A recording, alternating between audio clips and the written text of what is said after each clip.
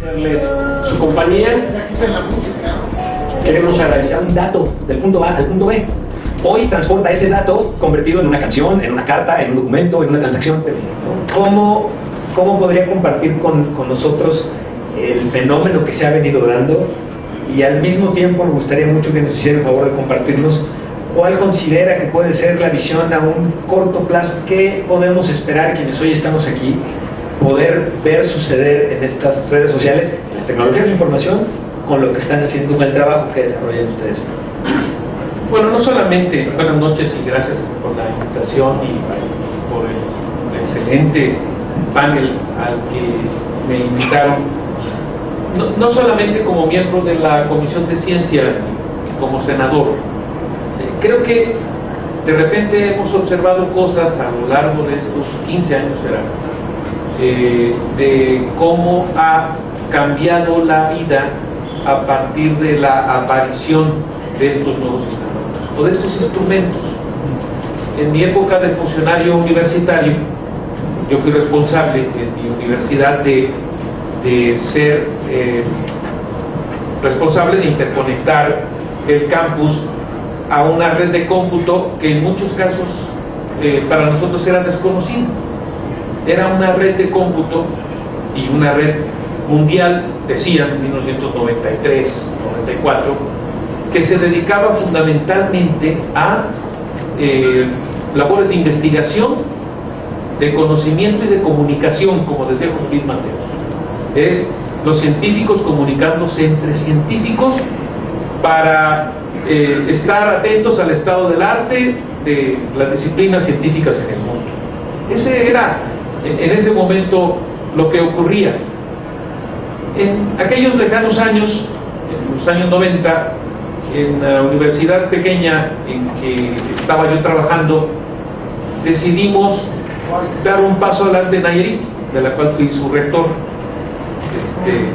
Honrosamente decidimos tomar una decisión. En vez de ser una red de investigadores, la pondríamos también a disposición de los estudiantes, en un momento en que todo el mundo creía que la red era solamente para profesores e investigadores. Lo que vimos nosotros en ese pequeño campus fue una revolución en la manera de conducirse de los estudiantes. O sea, vimos en pequeño lo que comenzó a ocurrir en otras universidades y posteriormente, como un efecto multiplicador, comenzó a surgir en la sociedad entera, al menos en aquella parte que tenía acceso a las conexiones por internet. Primero, quienes estaban alrededor de las universidades, después aquellos sectores de más o menos ingresos que podían tener una conexión dial-up, y en la medida en que iba generándose la tecnología y en la medida que iba generándose también obviamente el abaratamiento de la disponibilidad de internet, empezó a ponerse a disposición de toda la gente. Entonces el objetivo de la red comenzó a cambiar, o al menos de los usuarios de la red. Ya no era solamente la comunicación, el conocimiento entre especialistas. Comenzó a convertirse en una red que comenzaba a generar ciertas expectativas sociales, también de comunicación, de conocimiento y de transmisión de algunas ideas. En la medida en que la red, así yo lo vi, lo hemos percibido, comenzó a llegar a mayores capas de la población, en esa medida los objetivos y los fines han comenzado a cambiar también. Yo comentaba hace días en un evento académico de la red de la red universitaria de la CUDI, de Internet 2, que ahora ya el tema no era cómo poner a disposición de los académicos y de los estudiantes una red de banda ancha de amplia capacidad, que lo era, sino también de cómo se debatía en términos de poner a disposición de todos la red del Internet, las necesidades de tener una red libre, neutral, disponible y democrática. O sea, de defender valores académicos comenzamos ya a defender valores civiles, a defender la democracia y la libertad en un espacio que comenzaba de repente a verse amenazado. ¿Y por qué lo digo? Porque en la medida en que los fenómenos de multiplicación de la comunicación y de la intercomunicación que han comentado los que me han precedido en la palabra, se han convertido también en motivos de conflicto social y de obvia interrelación entre políticos y ciudadanos, y entre ciudadanos y ciudadanos, y entre políticos y políticos, la función de la red empieza a ser obviamente otra función, que es la de sostener un paradigma de sociedad y de relación entre ciudadanos completamente diferente al que estamos acostumbrados a conocer.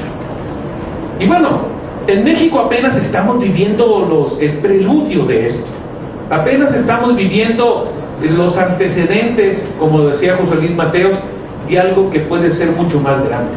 Es más, los mismos políticos, nosotros como políticos y los ciudadanos, como que estamos entendiendo que el uso de redes sociales para mantener esa comunicación con la clase política y entre ciudadanos es así como que no nos, dijera Emilio Saldaña, como que todavía no nos atrevemos a pensar que es real. El Internet necesario pudo haber sido un campanazo, ¿no? Es decir, donde ciudadanos nos juntamos en una demanda que era para muchos y fueron escuchados o los escuchamos algunos políticos, y de repente ese clamor de los ciudadanos se convirtió y resonó también en el Congreso. ¡Plum! Un campanazo. Sí, pero de repente ese otro campanazo comienza a reproducirse en un tema que, de haber resultado en un medio tradicional, hubiera sido tan árido que ni siquiera se hubiera tratado, que es el tema del Tratado ACTA, que es el Tratado Antifalsificación y Piratería, que el gobierno mexicano comenzó a negociar secretamente con otros 14 países del mundo para poder regular el tema de la piratería, pero también el tema de la piratería en la red, a partir de una presunción de culpabilidad a todos los usuarios que intercambiamos archivos en la misma red. Entonces, ese tema que era tan árido comenzó a convertirse en un tema en la red y se convirtió en un tema de disposición pública, al cual tuvieron acceso muchos de los ciudadanos que no tenían ni siquiera el conocimiento exacto de lo que se estaba hablando. Y el tema de ACTA acaba de ser concluido, entre comillas, al menos temporalmente, con una resolución del Congreso que le pide al gobierno mexicano que no firmara ese tratado por considerarlo lesivo a la legislación mexicana y a los ciudadanos. Y el domingo que se firmó el Tratado de ACTA, el gobierno mexicano no lo firmó. Entonces, hay otros temas. No lo firmaron. ¿Qué país? Estados Unidos, Japón, la Unión Europea, Nueva Zelanda, Australia. Entonces, no, el tema, muchos ciudadanos pensamos todavía, o algunos incluso miembros de la clase política, que las redes sociales no son todavía el instrumento que puede empoderar a los ciudadanos o a los políticos. Sin embargo, también hay la otra tendencia. Hay políticos y ciudadanos que pueden creer lo contrario, incluso que hacen algo mítico de las redes sociales. Por un lado, hay leyendas urbanas como la que Obama ganó la elección de Estados Unidos por las redes sociales, que yo creo que sí ganó, o sea, sí tuvo potencialidad, pero no creo que haya sido solo por las redes sociales. Pero también hay casos, como la del gobernador de Veracruz, que piensan que las redes sociales se convirtieron en el factor que ocasionó la violencia en su estado, y que por lo tanto hay ciudadanos que son terroristas que a través de las redes sociales provocaron un caos en Veracruz, y eso significa algo que hay que regular y que hay que contener. Unos y otros podemos finalmente convertirnos en un factor que detenga o haga avanzar las redes sociales. Pero el miedo de los políticos, ese miedo mítico que hace aparecer a las redes sociales como algo autónomo de lo que está ocurriendo en la sociedad, se está convirtiendo ahora sí en la referencia de que realmente algo está pasando en la sociedad a través de la certeza de que cada vez más ciudadanos actúan en ella. Entonces, de repente, a los gobernadores de Tabasco se le ocurre hacer una ley, una reforma al Código Penal que se llama alarma social.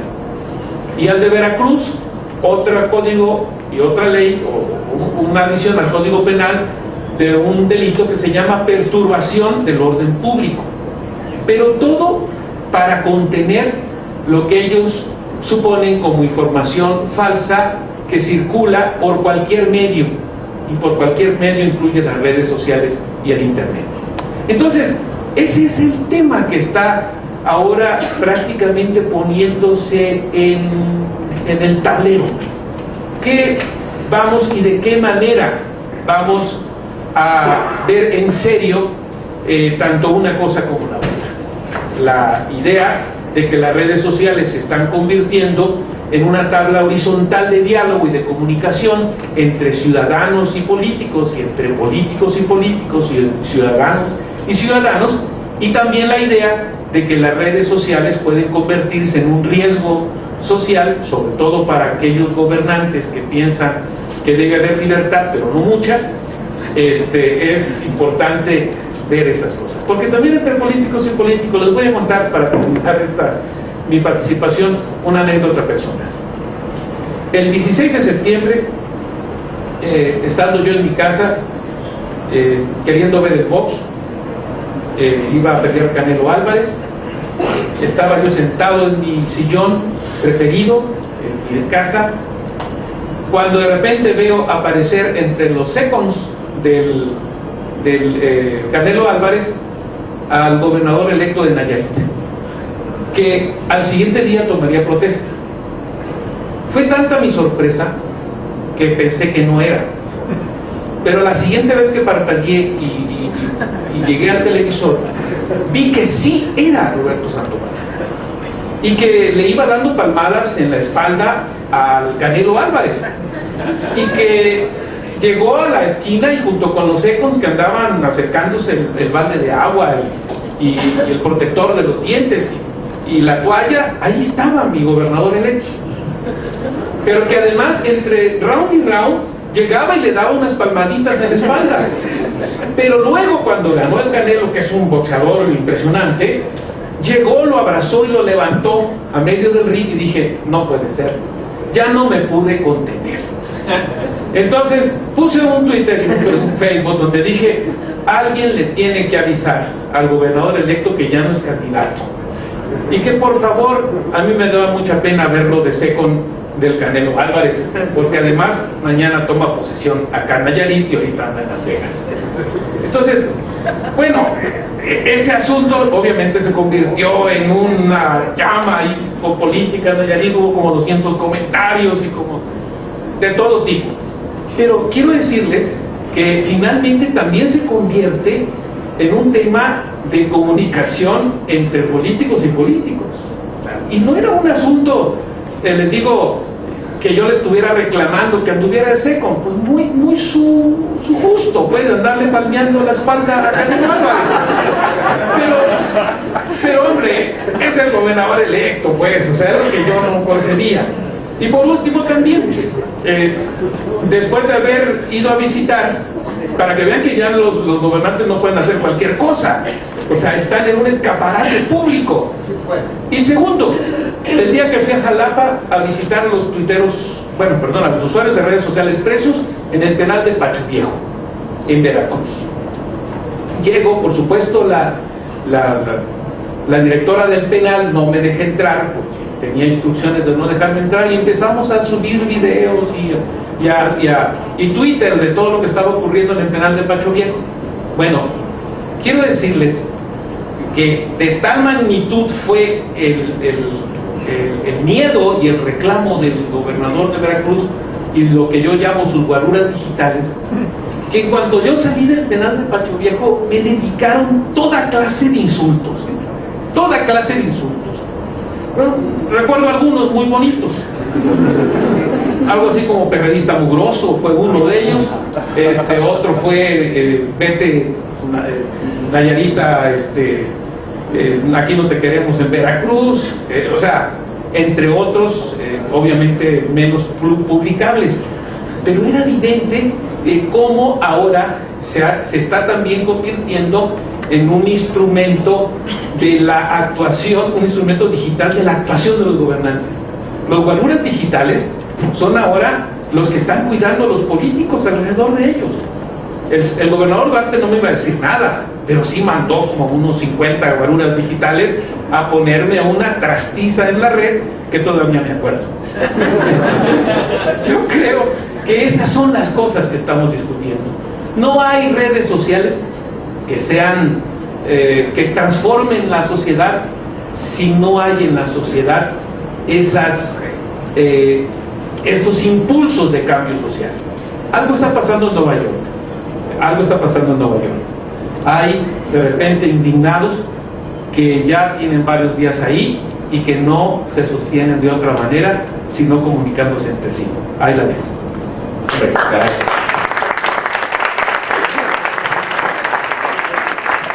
Nota rápida. Tepic hace un operativo del ejército mexicano atrás de la secundaria general 23 y atrás de la preparatoria número 13 de la universidad. Comienza a las 9 de la mañana. Llegan y revientan una casa de seguridad de un grupo de delincuentes atrás exactamente de la barra de la preparatoria 13 y disparan sus armas. Para poder llegar a la casa de seguridad, no sé por qué lo harían esa hora, varios policías estatales cubrían la acción del ejército arriba de la azotea de la secundaria 23 y atrás del barrio donde fue la acción armada. A la hora de los disparos, dos sicarios armados brincan la barda de la preparatoria 13 y cruzan en medio del patio de la preparatoria armados huyendo del ejército. Imagínense el caos, el miedo, la desesperación de los niños y de los jóvenes que estaban ahí adentro. Por supuesto que a partir de esa acción muchos niños comenzaron que traían teléfono, a mandarle mensajes a sus padres, y los padres espantados comenzaron también a ir por ellos y la ciudad se convirtió en un caos en menos de 15 minutos, porque de haber sido real el operativo del ejército atrás de esas escuelas, a la hora el imaginario colectivo prácticamente hacía real que el operativo o los balazos o las incursiones de sicarios se dieran en todas las escuelas. Entonces, ese es un tema fundamental, porque a nadie se le puede pedir responsabilidad cuando el miedo te ha atrapado como un monstruo atrás de ti, y mucho menos cuando tus hijos o tu hija o tu hijo está abajo de un mesabancos diciéndote que hay balazos cerca de su escuela. Es imposible. Entonces, yo por eso quise plantear esta anécdota, porque después de esos hechos en Tepic, el gobernador Ney González, que acaba de salir, declaró suspendida los cursos porque eso sí iba a ser un despelote. Quizá hizo lo mejor, aunque no hubiera sido lo más recomendable, pero eso quedó ahí. El asunto está en cómo y de qué manera la sociedad en su conjunto, y sobre todo aquellos que están sujetos a esas situaciones de violencia, comienzan a actuar con mayor responsabilidad, pero sobre todo tener muy claro la acción que la autoridad tiene que hacer para entender todo este fenómeno social. O sea, es evidente que aquellos acusaron de la luz fue empresa de algo, otro responsabilidad, algo que dijeron, pero finalmente la respuesta del gobierno de Veracruz fue delirante. Los acusaron de terroristas. Aquí el asunto no es lo anecdotario, aquí el asunto es qué vamos a hacer en un contexto así. Poco a poco, y generado por la experiencia, en las sociedades regionales donde la violencia ha cambiado, Nayarit es una de estas, ha habido un cambio en el comportamiento de los usuarios de redes sociales y por supuesto también de la ciudadanía que no usa redes sociales para poder comunicarse las situaciones de riesgo. Y en ello han jugado también un papel fundamental los medios de comunicación tradicionales. El gobierno se retiró prudentemente del tema porque sabía que no era un medio creíble y dejó a los portales de noticias de los medios que son más seguidos en Nayarit ese papel. Era evidente que cuando había un convoy armado cruzando la ciudad, una balacera, unos granadazos o cuerpos que aparecían en diferentes lugares de Tepic, el director del portal informaba o era informado por los jefes policíacos e inmediatamente daba a conocer la veracidad de la situación y con ello no desataba especulaciones que provocaban ola de pánico. Aquí el tema es de qué manera y de qué forma las autoridades tienen que actuar ante la forma como los ciudadanos asumen las situaciones de riesgo. Por esa razón yo no puedo encontrar una explicación en la acusación de terrorismo a los tuiteros veracruzanos o a los usuarios de redes sociales veracruzanos, porque el miedo es mal consejero, siempre, y más en una situación caótica como esta. Entonces, aquí el asunto es cómo en una manera de encontrar la relación concreta entre medios de comunicación tradicionales, redes sociales digitales como Facebook, Twitter y las que se van a encontrar y los propios medios oficiales pueden también generar políticas que resguarden la seguridad de la población.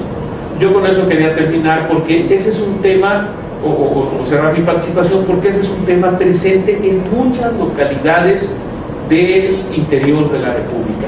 Y creo que en la medida en que transmitamos las experiencias de las sociedades que han asumido ya ese factor de riesgo y actuado en consecuencia, también puede reproducirse hacia otros lugares. Gracias.